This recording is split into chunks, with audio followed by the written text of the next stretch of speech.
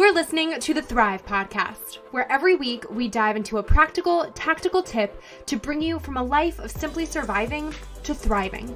It's personal development for the everyday girl who is done with coasting through her days, done with feeling like she's missing out on the deeper meaning of her own life, and done with mediocrity once and for all. Because it's not enough to simply survive. You deserve to thrive. Welcome back to Thrive. You're going to get a good laugh during today's episode, but you're also going to feel like you are listening to reality TV, and you're also going to end up inspired AF, ready to up-level your money mindset and make some dollars. Liz Wilcox is an email marketing guru and a mom, but she's also someone who has confidently stepped into her purpose and power financially, and she's here to help you do the same. Liz's story is a wild ride, so buckle up. She's getting real and opening up to us today on her life in an RV park growing up and sleeping on a park bench before becoming financially free at age 16, creating her own business, and going from making $0 to $40,000 in 1 month, all by changing her relationship with money. Be sure to stay tuned through this episode, drop us your thoughts on social media, and without further ado, welcome Liz. Hello. I am so wicked excited. Thank you for having me on the show. You can't see this, but I wore my special cheeseburger headband. Oh, it's a cheeseburger. It's a cheeseburger. I'm leaning into the Zoom camera. I'm sure it's a good look. Yes, I wore it just for you, Erica, and your people. So I'm really excited about this. Oh my goodness. Well, unfortunately, they can't see us. They can only hear us, but we can just tell them that, wow, a cheeseburger headband, it's exactly what you think it would be. It's pretty cheesy. Oh my goodness. So on that note, I know you are a mom like me. You're a mompreneur, if you will. You are an email marketing guru, like total guru. You're a financial whiz. Thank you.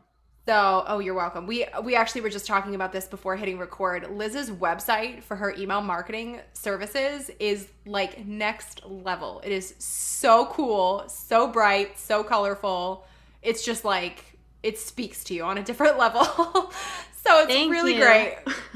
I know. I only paid her a little bit of cash to say that on air.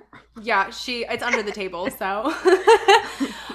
No, but really, I know your entrepreneurial journey is very real, very raw, not without its challenges, which I think is so important to talk about and share, because I think that so often, really like too often, we see entrepreneurship through the lens of an Instagram filter. Like, it's without the hardships and heartaches that are oftentimes happening behind the scenes. Like, I know at one point you slept on a park bench at one point in your own journey, you know? Oh my gosh, you do? You know that? I do.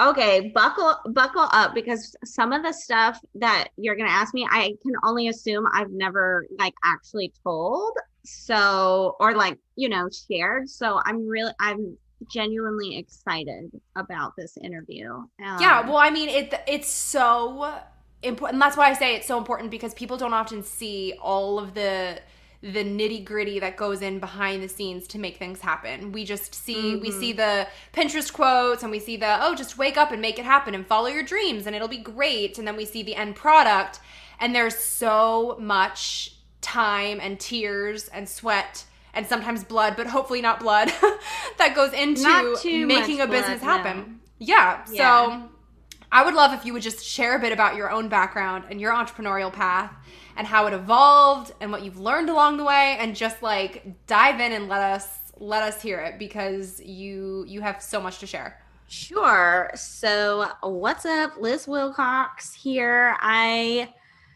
So I was born in 1988, and I was born to a mom who, like, she really did not know what was going on as far as financial power or anything like that is concerned. She grew up very poor,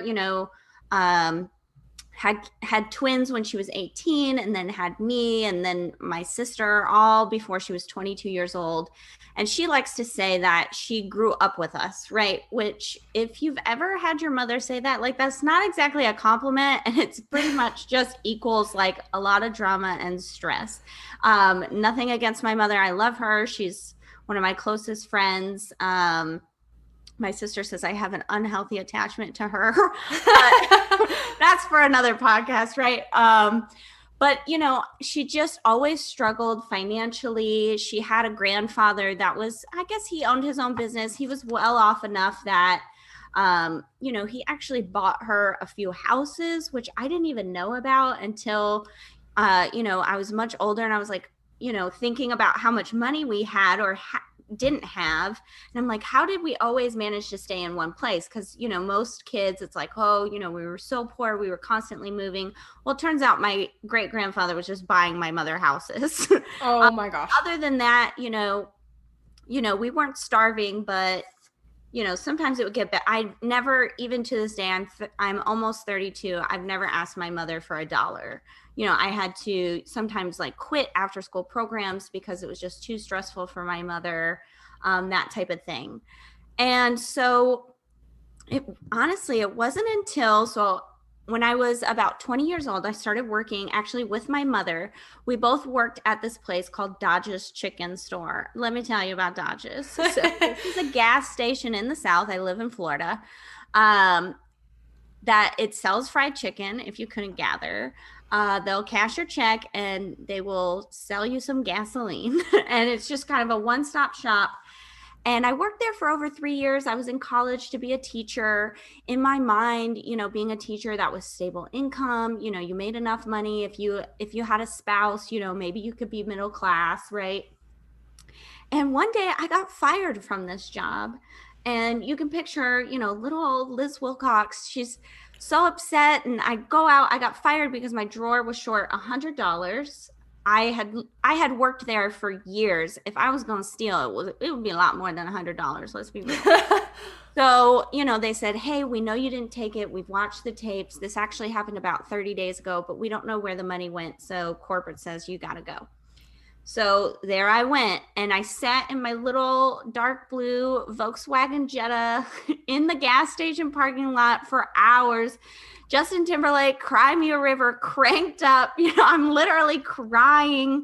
And then on that album, there's also a really weird song about like, you just lost your job, girl. Let's go for a ride. Like it was so on brand. And I was just crying. Went home. I lived with my boyfriend at the time. And he owned his own business.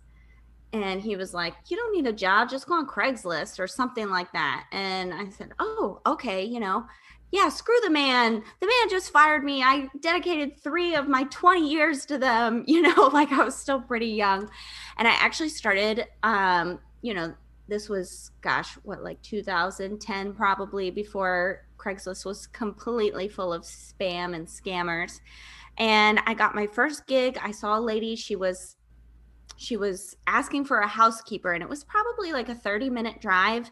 And she said, I need someone today. And I was like, well, I'm just freaking sitting here. I just got fired. I got no money, like, what am I going to do? And so I emailed her, and she texted me or whatever. I ended up going over there, cleaning her house. And I was like, I had no idea what she was going to pay me. And at the end, she goes, okay, how much do I owe you? And in my head, like, I've always been an employee, I'm like early 20s. I'm like, I don't know. And in my head, I thought, okay, well, if I need gas for a week, I need this, like, if I can find another job in 7 days, like $40 will get me by for the next 7 days. So I said, $40. This woman, you can't see me. Where's my wallet? But like, I simulate me with a wallet. She opens up her wallet. She has hundreds and hundreds of dollars. She had to like search for 20s. She hands me the 20s. And I mean, but even at that moment, I was just thrilled she gave me I just made $40 in like 2 hours. Holy shit. You could have been like 20 plus 100. There we go. Yeah, right. I mean, but that's just a signal, like, side note, the universe will give you what you ask for it, right? Like what you ask for. So I go out, back to the Jetta, and I was smelling the money. I was like, wow, I have so much power. I just made $40 appear out of nowhere. Like, what else is possible? Is Santa real? Like, I can't believe this just happened. And so for the next couple of years, I started freelancing on Craigslist. Like I did events, I sold wine, I babysat. I ended up getting a full-time gig with a guy. He was a doctor, that needed a nanny because he was a single dad. And I ended up doing that. And even I eventually got married, and I found a job through Craigslist doing the same kind of nanny work for a doctor in a completely different state.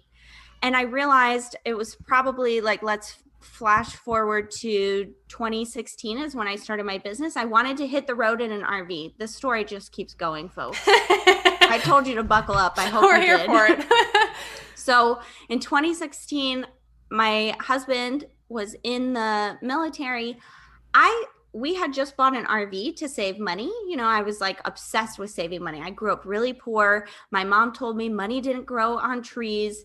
And she was the type of lady that always had money hidden, right? And because she felt so close to me, again, that unhealthy attachment we have, it's coming back. She would tell me like, oh, I've got this much money and it's stored over here. Don't tell your brothers or whatever. And she would like shake her finger at me and be like, a woman always has hidden money. You never tell a man where your money is. Like, she had real issues. Okay. And so that's, I was like, okay, I can't remember why I said that. But anyway, 2016, my husband's in the military. We want to hit the road in an RV. We bought the RV. I was like, wait, this thing has wheels. Let's hit the road. And of course, he's in the military. You can't just hit the road. Like, you'll get court-martialed. You'll go to prison, literally. And so I was like, I'm just going to start a business. I see all these people, on Facebook, and, you Google how to make money, these 20-something-year-olds, like you were talking about, Instagram versus reality, you see this highlight reel, and I was like, oh, wow, they say it's going to take 3 years to make a full-time income. And my cocky self, I said, well, I'll do it in 2. No big deal. I just live in 200 square feet with no internet. That's fine. I'll figure it out. With a 2-year-old, I'll figure it out. That's fine. I'm resourceful. And I started this business. It was an RV blog. And that's when I really started stepping into that financial power. Like, I didn't realize until later, like, I just kind of assumed that role. I was like, well, my husband's doing this, he can't make the dream he can't quit his job or, leave the military and then figure it out. I've got to figure it out so he can leave. So that's when I first really started to step into that power. I started to realize, like, I have been making my own money. Like, that's not something a lot of people do. And I started remembering, like, conversations with siblings and friends that, in college, when I only worked like 10, 15 hours a week, Liz, why don't you get a real job? I'm like, this is the realest job ever. Like, they pay me cash. What are you talking about? Then I started realizing I had already started, stepping into that power, if that makes sense. And so, I started a mastermind with some friends, and I really just, people said, start an email list, launch a digital product. That's how you make money. So that's what I kept doing. And I did it again and again and again. I launched over a dozen digital products in 3 years, replaced the income. Obviously, my husband, side note, we hit the road in an RV. He hated it. I still love you, Ed, but he kind of lost his mind and we ended up getting a divorce. That's another podcast, or maybe that's a question for later. But it just wasn't for him. But in all of that, I was able to realize, like, I have the power to make money. And it's actually, it's not easy, but there's a simple formula that I can follow. And if I make every decision, like, with the confidence that, I have this power and I can make it work if I just keep going, I realize that's actually true. And now I live on the beach. where a couple years ago I was living in this ghetto RV park, like next to some, no offense, hashtag I love Florida, but hashtag Florida man, like a park full of Florida men. So my story is really, it's really been an amazing journey for me. Mm-hmm. So where do you think your confidence came from? Like, do you think you were always just a confident person to be like, you know what, it took them 3 years, I could do it in 2 with even less resources? Or do you think that was something that you learned in time? Because it sounds like that was a really big part of your journey and coming into financial power. Yeah. So I do tend to be a little cocky, but I haven't always been this way. This is another mindset thing that all know about money mindset, but really that confidence piece comes from, actually, when I was a girl, I had, what does my sister call it? Like selective mutism. So I actually didn't speak to anyone but my mother and my sister. Again, unhealthy attachment there, until I was about 7 or 8. And I really was a very anxious kid. I mean, if you talk to me, I would legitimately have a panic attack and faint. Like that kind, yeah, you would never guess. That's why I was so excited to talk to you, Erica, because I never get to talk about this stuff. But yeah, I would just, I was so anxious up until around age 16 that I couldn't even keep anything down but like water as far as drinks go. That's what I'm drinking a Mountain Dew right now because I can, because at one point in my life, I could not. Yeah. It's a privilege, not a right. But so it wasn't around until I was around 15. We had just moved from Michigan to Florida, and I was sitting in this health class, and I'll never forget this teacher. She said, happiness is a choice. And in my mind, we had just moved from Michigan to Florida. My mother's biological father had, I guess the word would be deceived, lied, depending on, how nice you want to be. He lied to my mother and said, oh, I've got a house for you in Florida. You can come, whatever. And so we drove down there. My mother quit her job within 3 weeks, drove me and my sister and my stepdad down there. And it was like this shack, this dilapidated shack on the bay, when he said it was a house on the water. It didn't have any plumbing. We had to live in that thing for like almost 2 years.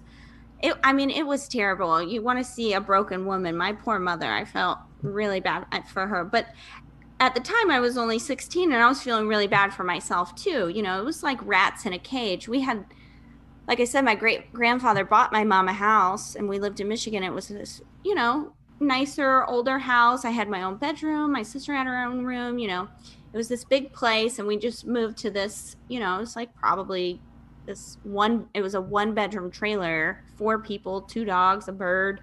It was outrageous. Like, you want to, this saying like rats in a cage, that's what it was. Like, my sister literally threw a cat at me one day. She was so upset. Like, she was like, shut up, and threw my cat at me. I still have the scar.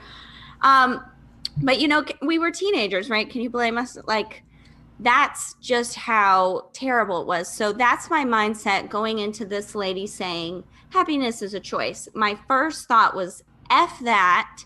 You don't know, you're probably rich, because we moved to the beach, and I was like, everyone here is so rich. I'd never seen that kind of money. Like, to me, Walmart was like expensive name brand shopping.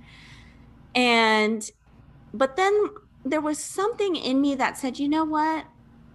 Maybe she's right. Or what if she was right?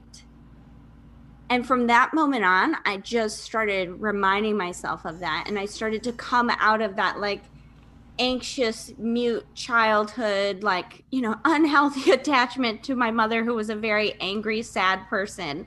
And I just started, like, what if I didn't care so much?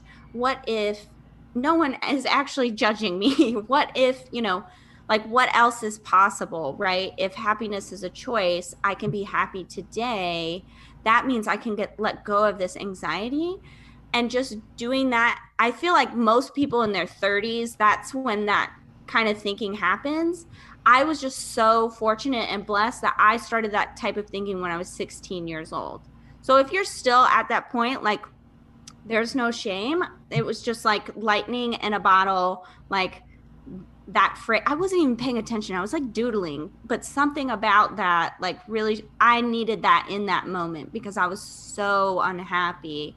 It was like I said, rats in a cage. It was like the craziest living situation. And like you said, Erica, I've slept on a park bench and like that was crazier. That was worse. Like that was, and I was, I had just turned 16. I celebrated my 16th birthday in that trailer. Like I was like, what the F is going on here? But so it was just like the thing I needed to hear and to move forward with that knowledge, or just even that having that faith that happiness is a choice. I was able to become this very confident, like, who gives a crap type of person. Like, I'm just going to go for it because like, I'm already uncomfortable. So what if I just, stepped with confidence, Does that make sense? Totally.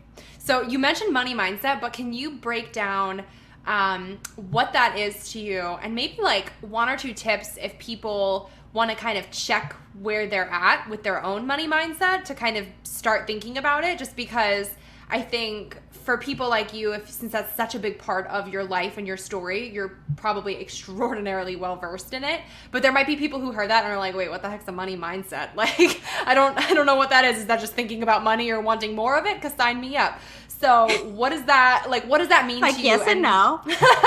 Right? Yeah, okay. So money mindset, basically, like I was just saying, your mindset about like stepping with confidence. We all have a mindset about everything in our lives, like about ourselves, about this podcast, about, oh my gosh, she drinks Mountain Dew. What is she, like a 12-year-old boy? Like it's kind of like a judgment, how you think about something. And I first got introduced to money mindset as an entrepreneur.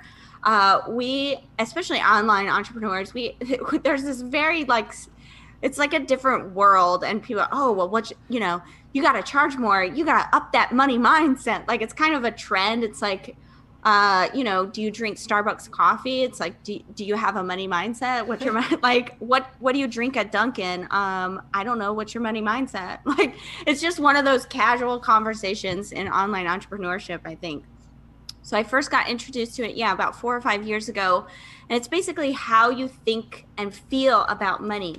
I mentioned a couple things earlier. My mom said, oh, you should always hide your money from a man. You should, money doesn't grow on trees. Like, we don't have time to do that, because I've got to work, and like things like that. What are your money stories? And I learned a lot about this from, I'm just going to give her a shout out. Her name's Chelsea Brennan of Smart Money Mamas. She teaches women how to build wealth. She is fantastic. And so just talking about like getting to know your money stories, like what's your earliest money memory? Like, were you at the grocery store and you picked up a bag of chips and your mom said, no, that's not in the budget this week. Or, your dad only gave me $200, or, you saved money and, oh, you should save more because you might want something better next week. All those things that happen to you as a kid, those shape your mindset. The same as, it's kind of like a money subconscious, right? You don't even know why you're feeling that. Why is money so emotional, right? And that's one of the things that really resonated with me with Chelsea, is she's like, money is not just math, it's emotional. I'm like, oh, yes, oh my gosh. And I really learned that with my poor ex-husband. He was so emotional about money. And as I was getting better, uncovering those stories, I noticed the difference between what I was doing, like how I started to feel about money, and how my dear ex-husband started, was still feeling. And it was just it's very obvious. And so it's just this emotional, like the emotions that come with money. That's incredible. I know you had a second part to the question, but I can't remember. Full disclosure. Something about what is money mindset. Well, you just described what it is perfectly, but I think the follow-up was kind of, is there any sort of idea that you have, or tip or practice that you can give listeners, right, to kind of check where they are at, like any questions that they should ask themselves, or just to kind of like get started thinking about where they might be in their own money mindset journey? Yeah. So number one, like I said, like think about those first stories that you were told and write them down. And again, I'm not an expert. Like I really recommend I'm supposed to be promoting myself, right? But I'm really promoting Chelsea here. Like she is the bomb at this. And just writing down those stories as far as early as you can remember. Also, when you go to set a budget or when you go to spend money, like think about what emotions you know that come up for you, like whether it's, oh, I'm going to set a budget, oh, I feel restricted and so I'm going to spend more, or I don't feel safe unless I have a budget. Those types of emotions, and really get in touch with those, and then decide what like what feelings you want associated. Like say you feel stress, what do you want to feel? Empowered? Do you want to feel secure? Do you want to feel responsible? Actually, I have Chelsea's planner, right? I print out everything she has. I have a folder. She's got some great tips. She's got, well, I can't find them right now. This is being recorded. So but you can hear the papers. I'm sure I'm shifting through, but loud, like just you can just Google like, adjectives and look through like what do you want? Like I always pick a money word like that I want my entire year, like a word of the year. And I think of it, this year is uncharted. I want to do things. I want to like act with money, act in a way that's uncharted for my family, for my lineage. Like I said, my mom grew up poor, my grandmother, so on, so forth. My mother didn't even like go past the 8th grade, right? I have a master's degree. Like that's uncharted, right? And so for me, it's starting a business. No, my great grandfather, but he was an adoptive, right? But especially the women in my family, like the same man that started his own business told his own daughter, you can't go to college because you're a woman and I won't pay for it. You know what I'm saying? Like my spine just grew 2 inches because I'm about to go off. But like I want to do uncharted things. I want to act, or I want to use my money in an uncharted way. I don't want to just spend it. I don't want to just be scared of it or, have a fear of having too much of it. Right? Because that's my big fear was like, well, I don't know, like if I get that much money, I won't know what to do with it and I'll just blow it. I'm not responsible enough, right? That's part of my money mindset. And so with that, I'm looking at it. You can't see, but like my eyes keep dodging. Like I literally have the word behind my computer screen, and every day when I sit down, I see it. And so if you can think of a word to like live not only with money, but like just live in action with, like 2019 was rich. I wanted to create a rich life. Not that I want to be rich. I mean, I do want to be rich, but I wanted to have a rich life, rich experiences, rich friendships, rich conversations like this. And I just, everything moved through that lens. And so this year's uncharted, like doing things that haven't been done before. Mm-hmm. I love that. What do you think someone's top priority should be if they also have their sights set on financial freedom ASAP? If there's maybe like an order of operations, so to speak, of like what is the numero uno thing that should happen first if your goal is I want to be financially free, financially independent, whatever you want to call it. Well, like I've been talking about, that mindset and that confidence piece. If you don't, I mean, as everyone, oh, it's your mindset. And you're like, actually, I want like an actual step. Write down your stories, pick a word. I really truly believe this. And this isn't anything that I came up with. I've mentioned my friend Chelsea. I read the book. I wrote these down so I wouldn't forget. I read Badass at Making Money. I think Jen Sincero. I think that's Jen Sincero, yep. However the heck you pronounce that Italian name. I'm sure it's Italian. It sounds Italian, right? I don't know. I'm clearly just a generic white lady. I don't know how to pronounce anything. But you're a badass at making money, and do so if you want like an actual action step, like buy that book, whatever, it's like $10, but there's worksheets or there's like things to do, and write them down. I'll never forget the moment that I realized like, ooh, something is really off in my marriage. It was reading that book. I used to get up at 5 a.m., go to CrossFit, and I lived in an RV at the time, so I couldn't go back in the house until my daughter woke up. I didn't want to wake her up and ruin my morning, right? Like I need some alone time. I would literally, and it was freezing cold in lower Alabama in the winter, and I would just sit in my car reading the book. And, I had a notebook and just writing out, whatever she told me to write out.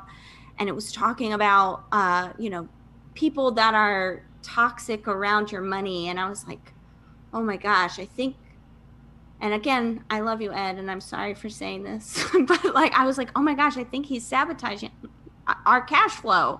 Like I make this much money and we are living in this cheap RV park, like, and we can't move, and so we worked together. That was for a few years. We still, worked, and he's obviously progressed as well. I'm not saying that, but just, I'll never forget that moment when I was like, like things started to click, and I thought, I got married because I have princess syndrome. I need a man to make money. And oh my gosh, I'm not selling this for a higher price, or I'm not selling it more because then I would be making more money than my husband.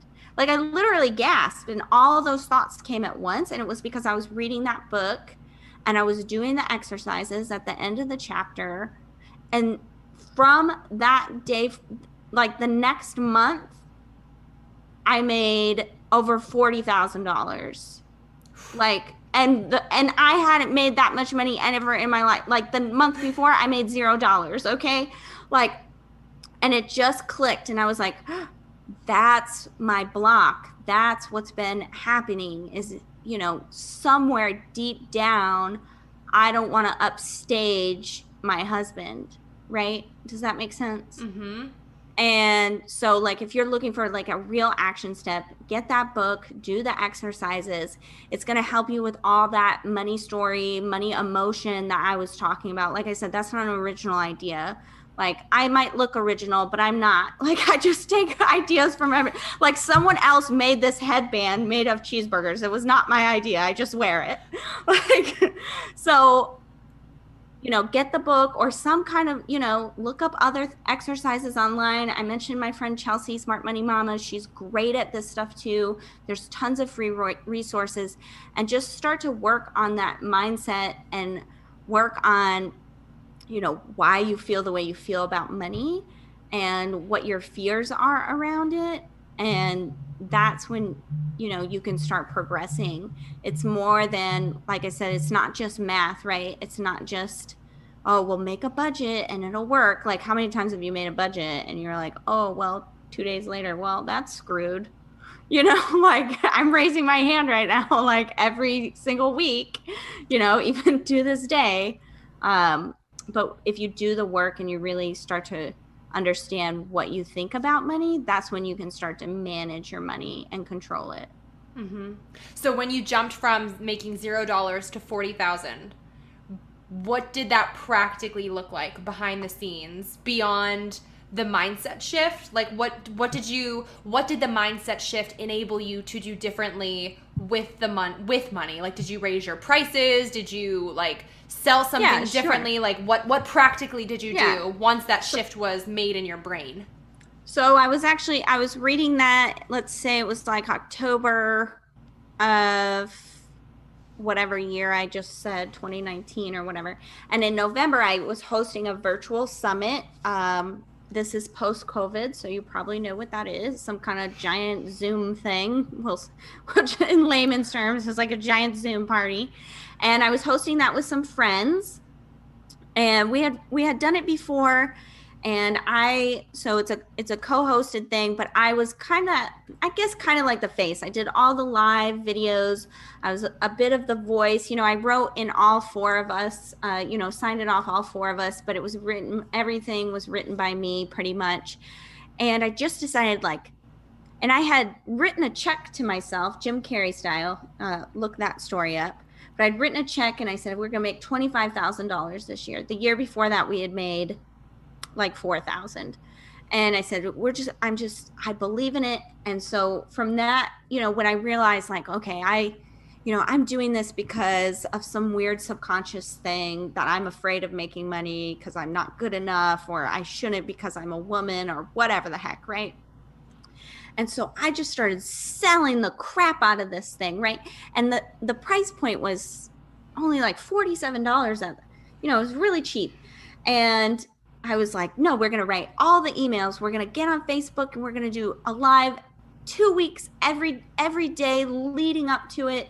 We're going to, do this. We're going to get on. I got on a call with every single affiliate, like a personal phone call, and came up with a personal like plan of action for them to sell. Like, oh, what's your platform? Who are your people? How old are they? Where do you normally show up? And, that took a lot of time, but I was like, I feel the money. I know it's right there. I just have to go out and like grab it, if that makes sense. Right. Mm-hmm. And I did it, and we did it. And I say $40,000. Obviously, I had to split that 40 ways. It was a team effort, but that money came into my universe.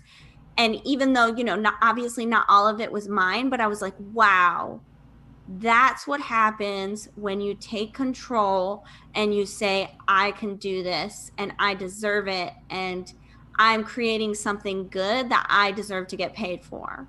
I wasn't afraid, I didn't get on the Facebook. I went live like 2 or 3 times a day during the event. Like there were hundreds of people, and these are RVers. Like they don't want to pay for electricity, folks. But I was like, you need this, you need these pre-recorded videos, like you might not pay for water, but you'll pay for this.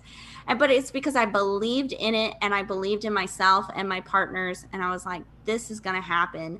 I'm tired of the subconscious excuses or whatever. Like I'm ready to step into my power. So yeah, I love it too, because I feel like it just sounds like you took away the excuses, like you just said, and you made it where you just had to keep showing up. You didn't talk yourself out of showing up, which I think a lot of people, especially in the entrepreneurial space, will do, where we talk ourselves out of, oh, well, she did it first, or he did it better, or I'm not as smart as this person, or what, like, I'm probably not going to do that great, so I might as well just, like, not even try.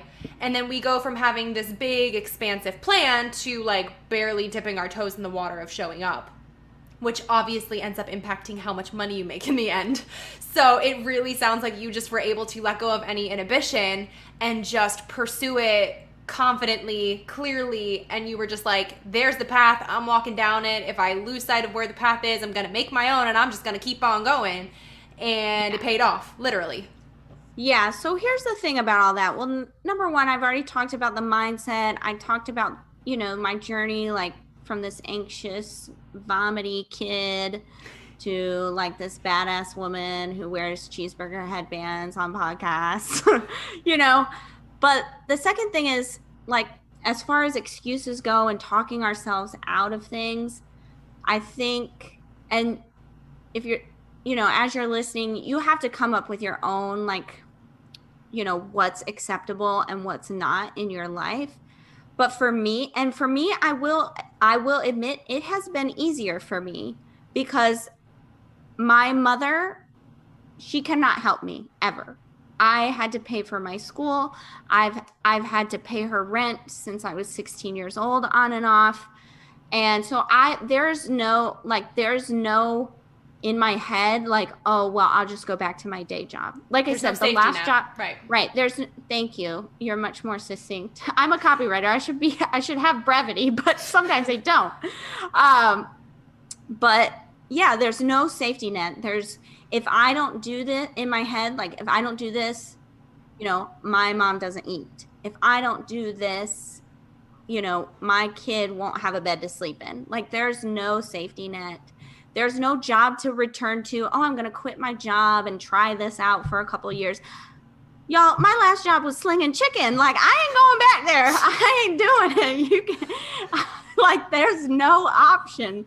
And so for me, like, I will admit, like in that regard, it is easier to just be like, keep going, because there is no safety net. When you have a safety net, when you say, oh, well, this is just my side hustle, and my job pays all the bills, and so I'm just gonna sit and Netflix and chill this weekend or whatever. Like, I will say, in that way, I am privileged because I don't have any of that, right? Especially now, I'm divorced. I live with my daughter. My sister lives with me temporarily, but y'all, it was almost a year ago to the day, so April 2020, I finally was able to make enough money to get my mother. She lived in 8 Mile in Detroit. If y'all ever seen that Eminem video, it's a real place. Okay. Like his song Lose Yourself, like that's where my mom was. Like, watch the music video. And it felt so good. And that was like, when I say like I was just slinging it, I was, going Facebook Lives, like that was what it was in my head. So you have to decide for yourself, like, what is that big picture? Obviously not, and I call it a privilege, right? But like, it's really like, it was hard, right? And so you have to think in your head, like, what is your big vision? What is your why for whatever it is you're doing? Whether it's, I just want to get out of debt, or I want to secure a better future for my kids, or, it doesn't have to be as drastic as I want to get my mom off 8 Miles so she can stop living in the ghetto, and have proper electricity. It can be something simpler, but like, once you get it in your mind, like that is not acceptable and I will not accept it in my life. That's when it's easy to hit the live button, or pay off your debt, even if you're not an entrepreneur, or if it's just pay off your debt, or sit down and actually write out your money story. Sit down and buy that book Liz said, or, check out that other podcast she was talking about. When you decide like this is no longer acceptable, that's when everything kind of clicks. Does that make sense? Mm-hmm. It does. Do you see any sort of misconceptions or misbeliefs about financial power out there that you would love to just shatter? Oh my gosh, that's a really good question. How would you answer that? Oh gosh, I have no idea. Well, because I feel like it's also different because everyone has different ways that they think of money or handle money. So it's more so like what I would consider a misconception would probably be different than what you would consider a misconception, just based on how our money mindsets might differ too. Mm-hmm. So, yeah, I don't know, because I also don't necessarily feel like I have yet had I didn't have as impactful of a journey to financial power as you did. Like yours is like, I feel like a real example of like, yes, stepping into financial power. Like it feels dramatic and it has like gravitas behind it. Whereas I don't feel like I necessarily have as much of the same. I can relate to it in a lot of ways. Maybe that's the misconception. You have to have this dramatic story in order to like truly take hold. Like, you can be at any part of your journey. Like, maybe you were born middle class and you think you do okay with money, but you can there's always more to learn, and for sure there's always more. I don't know. I'm thinking of Jafar as I say this, like from Aladdin, when he's like, more power, infinite power. Like there's always more power to be had. No matter like if you've started off like, let's say at the bottom, like Drake, right? Started from the bottom, now he's here. It doesn't matter where you start. You can always, I don't know, I don't want to say get more power, but you can always, there's always more to learn about your money mindset so that you can have further control over your money, over your financials, over your future. Yeah, I think it extends deep too, because you asked about myself, we didn't grow up with a lot of money. Kind of similar situation in that like Walmart, like we were shopping, I remember shopping Walmart clearance racks, and if it wasn't on the clearance rack, it wasn't in the consideration set. Amen. So it was kind of like that, coming from a place like that. Like my dad was a blue collar worker, lost his job a million times. My mom was a stay-at-home mom, so didn't have much money. So then as an adult, especially having my own business, I know that there's always been maybe a block, maybe just a weird relationship with money. Like the concept of making more money than my parents was always a weird one for me. Like it was always Fascinating.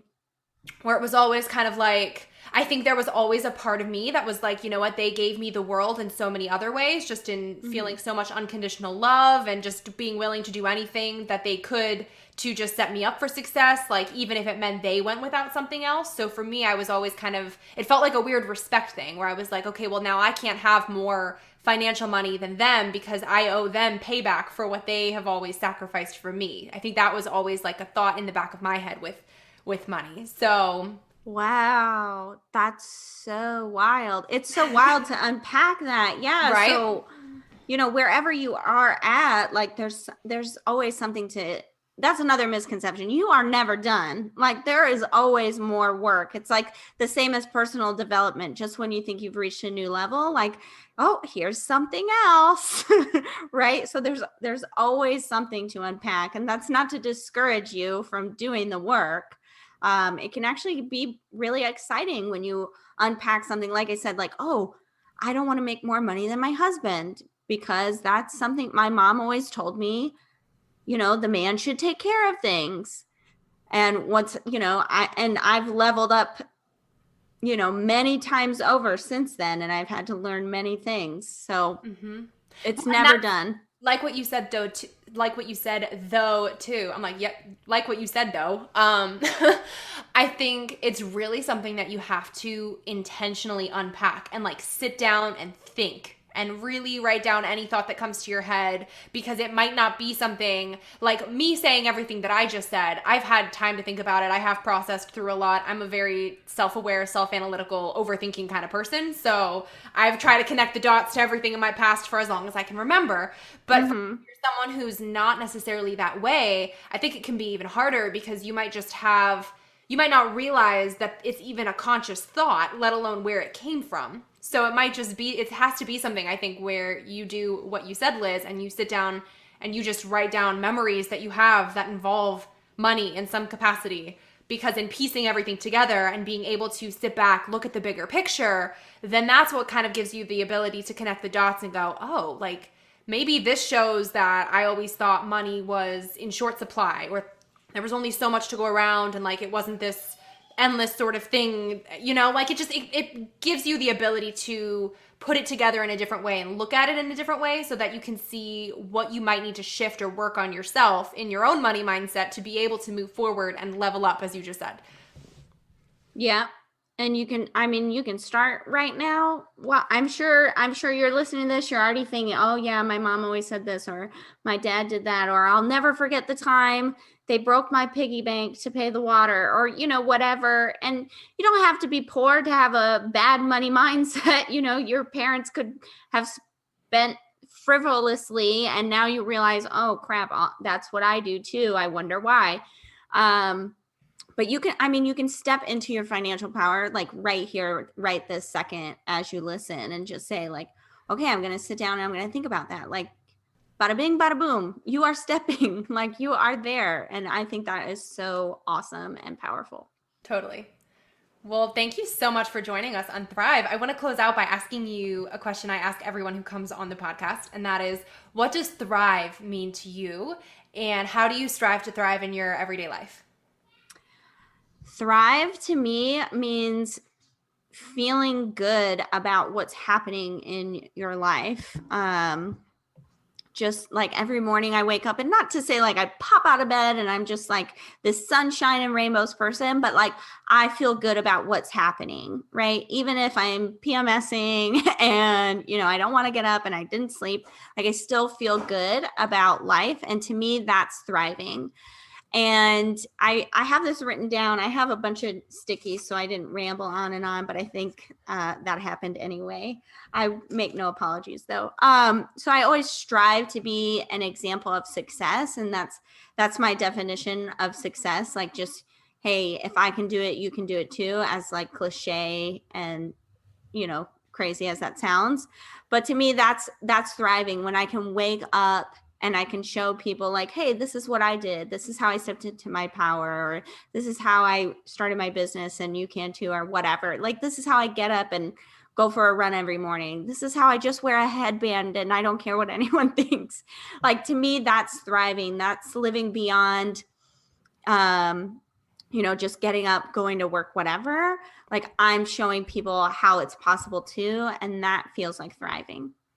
I love it. So tell everyone where they can find you online to connect with you more.